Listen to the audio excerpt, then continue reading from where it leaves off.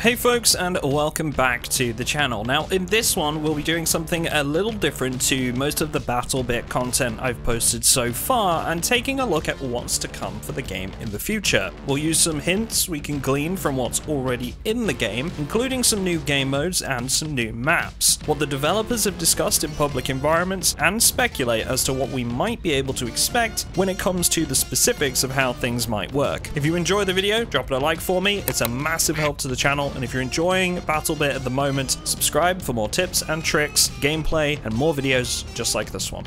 So BattleBit's been out for about a month now as of the time I'm writing this script, and so far it's fair to say that it's been a pretty successful release for the development team. In fact, it sold over 1.8 million copies. Some, understandably, think it's a passing hype that'll be dead in a month, and others believe BattleBit is going to be around for quite some time, myself included.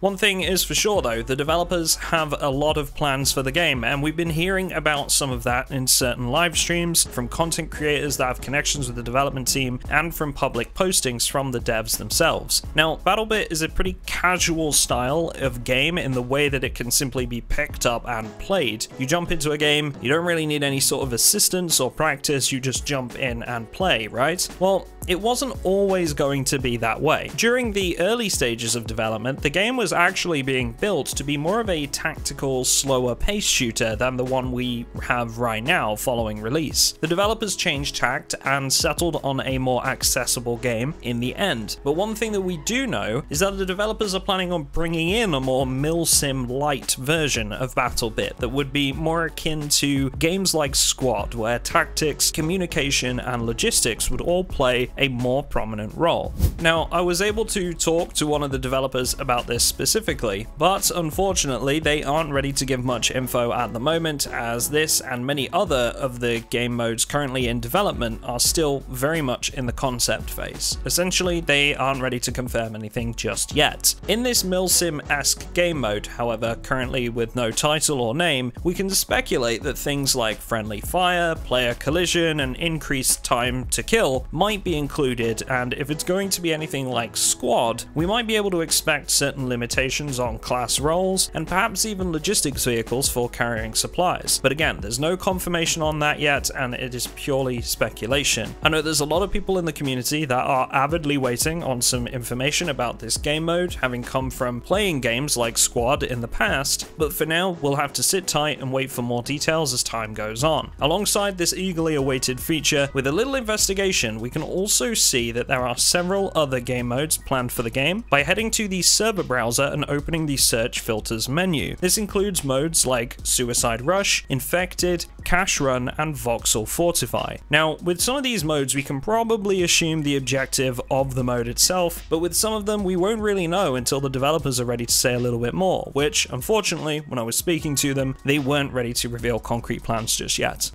So there's some more game modes on the way, and whilst we don't have much in the way of confirmed details, we do know they are planned or in the works. Recently, a new map has also been released named Namak, which you'd be forgiven for not knowing was around yet because there's some issues with the voting system right now following matches, which essentially means that Namak is coming up a lot less than it should. I play BattleBit a hell of a lot at the moment, and I've only played this map once, so yeah, their new map is actually already with us and playable, but it'll be a lot more playable once this issue has been resolved. I'd assume that we don't have to wait too long for that one, considering it's a pretty minor issue. Now, Namak was one of 4 maps that have been teased in this roadmap presented by the developers shortly after launch, with 3 more that are currently unreleased. Now, going back to the filters of the server browser for a moment, we might be able to take an educated guess at what these maps might be, or at least 2 of them. There are 2 maps you can filter by, called Polygon and Voxel Land, which are currently not used on any servers. There's also a 3rd one called Event Map, which I assume might just be one the team hasn't got a name for just yet. There are still some extra maps planned which are blurred out on the roadmap image, so these names could be for those 2, or even maps that we haven't seen yet in any capacity. But considering they are already on the server browser, again, we can make an educated guess that they might be the 3 maps we're likely to see next. In the much more immediate short term, term, you might be aware that some prolific content creators that were heavily involved with BattleBit after its launch have received some custom-made skins for their community. This includes Clean and SourSweet, amongst some others listed on screen now. These skins were made specifically for these creators, and each were granted 200 codes for these skins to give away to their communities how they see fit. What you might not know just yet is that this is part of a multi-wave plan to deliver more skins to more creators that are heavily involved with the game, and I'm super jazzed about this part because we actually had one of the developers on stream with us the other day answering community questions and designing our own weapon skin for the MP5 live on stream. It was a super awesome experience, and you can expect our weapon skin along with some others in an upcoming patch with more on the way. It's important to note that these are obviously extremely limited given that there's only 200 codes for each one, and every creator will be handling things differently. So I can't tell you how to go about acquiring these for everyone else, but on my side of things, we'll be giving these away on my Twitch channel, shown on screen and in the description, on my Discord, which is also in the description, and lastly, right here on YouTube. I'll make sure to post in the community section of the channel when these are up, so keep an eye out if you're interested for those.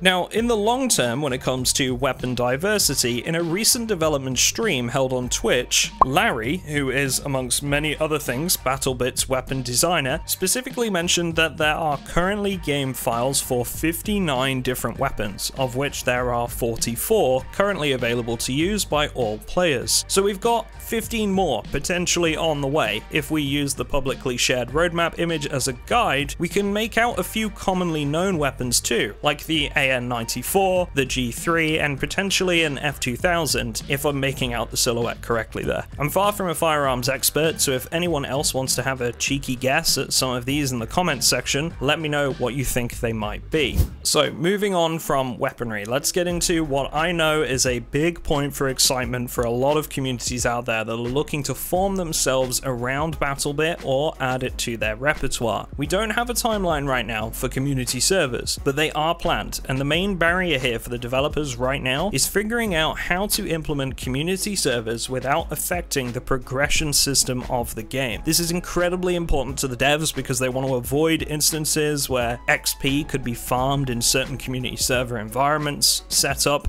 for exclusively that purpose, or instances where certain custom game modes would be set up for enjoyment and you just end up getting a bunch of XP due to the way that that custom game mode plays. They essentially want to give communities the option to run with a more standardized setup, still with the option to customize a few things with full XP gain, whilst putting controls into server owners' hands to make more unique setups as well, albeit with differences to how the XP would work. Once again, we'll have to wait for more info on specifics here, but it's good to know that community servers are on the way. And that takes me to the final point for today's video, and that's anti-cheat. This is something that players in the last playtest might be familiar with in some capacity, because some of you may remember that the game very briefly switched to FACEIT anti-cheat for a test, and it didn't work out, and things are back in negotiation with FACEIT. But what has been made clear by the developers is that easy anti-cheat is a stopgap, and the game will be moving to FACEIT anti-cheat at some stage. The devs are working with FACEIT to create a custom setup of some kind for FACEIT anti-cheat, but we don't know what this looks like right now. The downside to this is that official servers, at least as it stands right now, will be incompatible to Linux or Steam Deck users when this happens. This can still leave community servers open to them, and agree or disagree with the stance, the developers believe that switching to FACEIT will do more for the community than it will do in any damage by making official servers incompatible for these platforms. It's no secret that easy anti-cheat isn't doing the job for a lot of games that currently use it, and hacking can be a serious problem if it's left unmanaged. So once again, I'll leave this one open to you guys. What do you think about the change in anti-cheat? Are you up for it? Are you against it? Or does it not really bother you either way? Let me know in the comments. That's it for me in this one. To my knowledge, this is just about everything that we currently know with regards to the future of BattleBit, but if anything else comes up in the future, there's a good chance that I'll cover it right here on the channel, and I'll keep you guys posted about that unique skin that we're getting in-game in the near future. Special thank you to all of my Patreon supporters for backing the channel, getting themselves some unique benefits on our Discord, and for joining me on some of our multiplayer servers. There's a link in the description if you want to join them. Thanks folks, and I'll see you all in the next one.